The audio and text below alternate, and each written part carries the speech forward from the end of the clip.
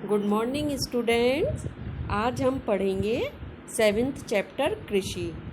इसका आधा चैप्टर आप पिछली वीडियो में पढ़ चुके हैं। आपने अपने चैप्टर में पढ़ा था कि भारत एक कृषि प्रधान देश है। भारत में मुख्यतः कृषि के अनुसार 2 मौसम होते हैं, खरीफ और रबी। खरीफ की फसल जून में बोई जाती है और रबी की फसल अक्टूबर माह में बोई जाती है। धान व गेहूं के बारे में आप पढ़ चुके थे। अब हम आगे बढ़ते हैं। अब पढ़ते हैं दालों के बारे में। दालें भोजन का मुख्य अंग हैं। ये लगभग पूरे भारत में उगाई जाती हैं। यहाँ मुख्य रूप से उड़द, मूंग, मसूर, अरहर, चना, मटर की दालें पैदा की जाती हैं। दालों में प्रोटीन भरपूर मात्रा में पाया जाता है। आपको पता है ना, दालों में प्रोटीन बहुत अधिक मात्रा में होता है। और प्रोटीन क्या होता है? बॉडी बिल्डिंग का काम करता है। तो चूंकि बच्चों का शरीर विकास कर रहा होता है, छोटे से बड़े हो रहे होते हैं आप, तो इस समय आपको बॉडी बिल्डिंग फूड की बहुत ज़रूरत होती है। तो इसलिए दालें खाना आपके लिए बेहद ज़रूरी है। हमारे देश में जौ, ज्वार, बाजरा, मक्का इन जैसे मोटे अनाजों का भी उत्पादन होता है। संसार में मोटे अनाजों को पैदा करने वाला सबसे बड़ा देश भारत ही है। ये सभी मोटे अनाज हैं, इन सभी को पैदा करने वाला सबसे बड़ा देश कौन सा है? भारत है। भारत में ये सबसे अधिक मात्रा में उत्पादित होते हैं। इन अनाजों के मुख्य उत्पादक कौन कौन सी जगह हैं? कर्नाटक, गुजरात, आंध्र प्रदेश, मध्य प्रदेश और राजस्थान है।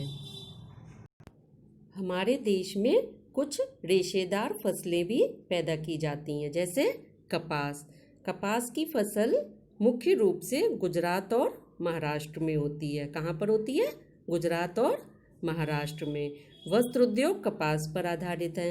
ये जो आप देख रहे हैं ना, कपास दिखाई दे रही है, इसी से क्या होता है? सूत बनाकर उससे सूती वस्त्र बनाए जाते हैं। पहले इनका सूत बनाया जाता है और फिर उससे कॉटन के क्लोथ्स बनाए जाते हैं। कपास से कपड़ा बनाया जाता है और उसी कपड़े की अनेक तरह की चीज़ें बनाई जाती हैं। जूट भी किससे पैदा होता है? रेशेदार फसलों से पैदा होता है। जूट से भी क्या बनाया जाता है? जूट का उत्पादन करने वाला सबसे बड़ा राज्य कौन सा है? पश्चिमी बंगाल। पश्चिमी बंगाल में जूट का उत्पादन बहुत अधिक मात्रा में होता है। और जूट से बोरे, बोरियां, रस्सी, चटाइयाँ आदि बनाई जाती हैं। जूट जो होता है वो थोड़ा मोटा होता है, तो उससे क्या होता है? बोरियां, रस्सी, चटाइयाँ, जूट का इस टाइप का जो आप देख रहे हैं, ऐसा कपड़ा भी होता है जूट का। तो उससे भी कुछ मोटे मोटे बैग्स वगैरह इस टाइप की चीज़ें बनाई जाती हैं। तिलहन फसलें, ये जो आप देख रहे हैं, ये किसका खेत दिखाई दे रहा है? सरसों का। सरसों का खेत दिखाई दे रहा है। कितना खूबसूरत लग रहा है। जब कहीं आप घूमने जाते हैं तो आपको रास्ते में भी ऐसे खेत पड़ते हैं, दिखाई देते हैं ना।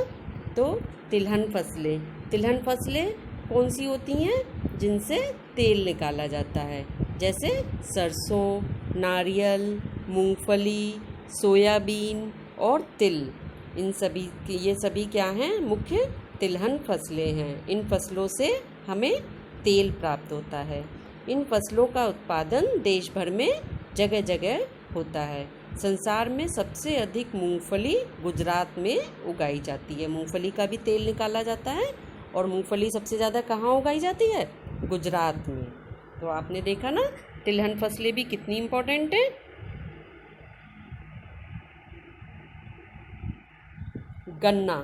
गन्ने के फसल के लिए उच्च तापमान, अधिक वर्षा और उपजाऊ भूमि की ज़रूरत होती है। गन्ना वहीं पर उत्पादित होता है जहाँ पर हाई टेम्परेचर हो, बारिश भी ज़्यादा होती हो और भूमि भी उपजाऊ हो। गन्ना हमारे देश की मुख्य फसल है। गन्ने से क्या बनाया जाता है? गन्ने से गुड़ और चीनी बनाई जाती है। गन्ने के उत्पादन में भारत का विश्व में पहला स्थान है। पूरे संसार में गन्ना सबसे ज़्यादा कहाँ उगाया जाता है? भारत में। यह भारत की सबसे आमदनी वाली फसल है। इससे भारत को सबसे ज़्यादा आमदनी होती है। हमारे देश में उत्तर प्रदेश, महाराष्ट्र, आंध्र प्रदेश, तमिलनाडु, कर्नाटक, पंजाब तथा बिहार गन्ने का उत्पादन करने वाले प्रमुख राज्य हैं। कितने राज्यों में होता है गन्ने का उत्पादन? देखिए, उत्तर प्रदेश, महाराष्ट्र, आंध्र प्रदेश, तमिलनाडु, कर्नाटक, पंजाब तथा बिहार। गन्ना आप लोगों ने भी देखा होगा, होली पर पापा लाते हैं आपके यहाँ पूजा के लिए। तो देखिए, ये ऐसा गन्ना होता है। गन्ना ऐसे ही भी खाने में आता है और बहुत फ़ायदेमंद भी होता है। पर अब लोग इसको खाना कम पसंद करते हैं, पर इसी गन्ने से गुड़ और चीनी बनाई जाती है। चाय, ये देखिए, ये क्या है? चाय के बागान हैं। कितने खूबसूरत लग रहे हैं चाय के बागान, देख रहे हैं आप? तो चाय में के उत्पादन में भारत का संसार में पहला स्थान है। असम, पश्चिमी बंगाल तथा नीलगिरी की पहाड़ियों में चाय के बड़े बड़े बागान हैं। सब दार्जिलिंग की तरफ भी आप जाएंगे तो चाय के बहुत सुंदर सुंदर बागान आपको देखने को मिलेंगे। बहुत ही खूबसूरत लगते हैं ये देखने में। और चाय भारत में सबसे ज़्यादा उत्पादित होती है पूरे संसार में। तो आपने अभी अभी पढ़ा, क्या क्या पढ़ा? गन्ना उत्पादन में भी भारत का प्रथम स्थान है, चाय के उत्पादन में भी प्रथम स्थान है और धान के उत्पादन में द्वितीय स्थान है। मोटे अनाज भी भारत में बहुत अधिक मात्रा में उत्पादित होते हैं। ये क्या है? कहवा। कहवा ये जम्मू कश्मीर में ज़्यादा उत्पादित होती है। ये एक प्रकार की चाय होती है जिसमें दूध नहीं डाला जाता। ये आप देख रहे हैं ना चाय, ये बिना दूध के है चाय। ये बिना दूध के ही पी जाती है, जम्मू कश्मीर में उत्पादित होती है। इसको हम क्या कहते हैं? कहवा।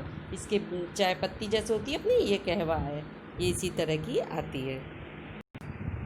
मसाले, मसाले आप सभी ने घर में देखे होंगे, देखिए है ना, आपने अपनी मम्मी के किचन में देखे हैं क्या क्या होता है? हल्दी है, धनिया है, सौंफ है, लौंग है, लाल मिर्च है, ये पिसी हुई लाल मिर्च है। तो इसी तरीके से ये क्या है? काली मिर्च है। ऐसे ही ये सभी मसाले सब खाने में डाले जाते हैं और इनसे क्या होता है? भोजन का स्वाद बढ़ जाता है। भोजन का स्वाद बढ़ाने के लिए ही मसाले डाले जाते हैं ना। मसाले, प्राचीन समय में भारत को मसालों की भूमि कहा जाता था। मसालों की भूमि कहा जाता था क्योंकि भारत में मसाले बहुत अधिक उत्पादित होते थे।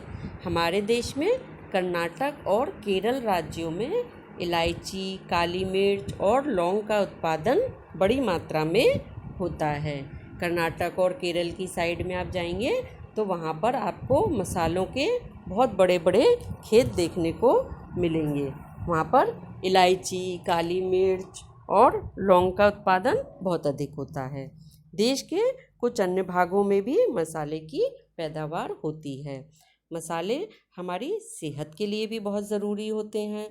ये हमारी इम्यूनिटी को भी बढ़ाते हैं। ये हल्दी जो है ये एंटीबायोटिक का काम करती है। इसी तरीके से लौंग, काली मिर्च, सौंफ, ये सभी मसाले हमारी इम्यूनिटी को भी बढ़ाते हैं। तो इसलिए मसाले खाना बहुत ज़रूरी है, परंतु बहुत अधिक मात्रा में मसाले खाना वह भी सेहत के लिए हानिकारक होता है। हमारे देश में तरह तरह के फल और सब्जियां उगाए जाते हैं, जैसे आम, अमरूद, अंगूर, संतरा, पपीता, केला, सेब, नाशपाती, आड़ू, जामुन, लीची, ये सभी फल हमारे देश में बहुत अधिक मात्रा में उगाए जाते हैं। भारत के आम जो हैं वह पूरे विश्व में प्रसिद्ध हैं। महाराष्ट्र अपने अल्फांसो आम के लिए पूरे विश्व में जाना जाता है। अल्फांसो आम होता है वो महाराष्ट्र में उगता है और उसकी पूरे विश्व में प्रसिद्ध है। बिहार लीची के लिए और हिमाचल प्रदेश सेब के लिए प्रसिद्ध है। इसी तरह से नागपुर के संतरे फेमस हैं। और फल हमारे सेहत के लिए बहुत अधिक लाभदायक होते हैं। फल से भी इम्यूनिटी बढ़ती है हमारे शरीर की, और फल खाना सेहत के लिए बहुत ज़रूरी है। इससे हम बीमार भी नहीं पड़ते हैं। आप लोग फल खाते हैं कि नहीं खाते हैं? खाते हैं? तो फल खाना सभी की सेहत के लिए आवश्यक है। इसी प्रकार सब्जियां भी सेहत के लिए बहुत ज़रूरी हैं। सब्जियों में भी पालक, मूली, लौकी, टमाटर, शलजम, शिमला मिर्च, पत्ता गोभी देख रहे हैं ना आप सब। तो ये सभी भी खाना हमारे लिए सेहत के लिए बहुत ज़रूरी है। हरी सब्जियां, जो सब्जियां आप लोग नहीं खाना चाहते हैं ना, ये सब्जियां ज़रूर खानी चाहिए, सेहत के लिए ज़रूरी होती हैं। सब्जियों का भी उत्पादन हमारे देश में बहुत अधिक मात्रा में होता है और इसीलिए ही सब्जियां हमारे पूरे देश में प्रसिद्ध हैं। आपने जाना कि हमारे देश में किस किस चीज़ की खेती होती है। देश के स्वतंत्र होने के बाद खेती की पैदावार बढ़ाने के लिए अनेक उपाय किए गए हैं। सिंचाई की सुविधाएं बढ़ाई गई हैं, किसानों को अच्छे किस्म के बीज और उर्वरक उपलब्ध कराए गए हैं। अच्छे अच्छे बीज, अच्छी अच्छी खाद, उर्वरक वगैरह किसानों को दिए गए हैं जिससे कि फसल अच्छी हो। अब किसान खेती के नए नए ढंग भी अपना रहे हैं। इन उपायों से खेती की पैदावार बहुत बढ़ गई है और खेती की पैदावार बढ़ने से हमारे देश में अनाज की पैदावार में आत्मनिर्भरता प्राप्त हुई है। इन सभी उपायों के परिणाम स्वरूप कृषि उपज में अत्यंत वृद्धि हुई है और हमें अनाज की पैदावार में आत्मनिर्भरता प्राप्त हुई है। इसी के साथ खेती में ट्रैक्टर, हार्वेस्टर और दूसरी मशीनों का भी प्रयोग खूब बढ़ गया है। किसान खेती के नए नए ढंग अपना रहे हैं। पहले केवल बैलों से ही जरिए ही खेती होती थी, अब इस सब के काम के लिए ट्रैक्टर, हार्वेस्टर आदि का प्रयोग होता है। मशीनों से काम जल्दी भी होता है और अच्छा भी होता है। खेती की पैदावार में एक क्रांति आ गई है जिसे हरित क्रांति कहते हैं। हरित क्रांति का अर्थ कृषि करने के तरीकों में सुधार करना और कृषि उत्पादन में वृद्धि करना है। हरित क्रांति का क्या मतलब होता है कि खेती करने के तरीकों में सुधार करना। जैसे पहले करते थे उसके बजाय नए नए तरीके, नई नई खाद, इन सब का इस्तेमाल करना जिससे कि कृषि के उत्पादन में वृद्धि हो। अच्छे बीज, खाद, पर्याप्त सिंचाई, कीटनाशक और यंत्रों का प्रयोग करने से खेती की पैदावार को बढ़ाया जाता है। हार्वेस्टर मशीन खेत में खड़ी तैयार फसल को काटने के काम में आती है। जो काम पहले किसान खुद पूरी फसल को काटने का काम किया करते थे, वो हार्वेस्टर मशीन से बड़ी फसल को चंद समय में आसानी से काटने का काम किया जा सकता है। तो ये सभी क्या है, नई नई चीज़ों को अपनाना हरित क्रांति कहलाता है। हरित क्रांति मतलब कि एक तरह की क्रांति जिससे कि कृषि के करने के तरीकों में सुधार किया जाए। तो आपने कृषि से संबंधित पूरा चैप्टर पढ़ लिया। अब अगली वीडियो में हम एक्सरसाइज करेंगे। ओके।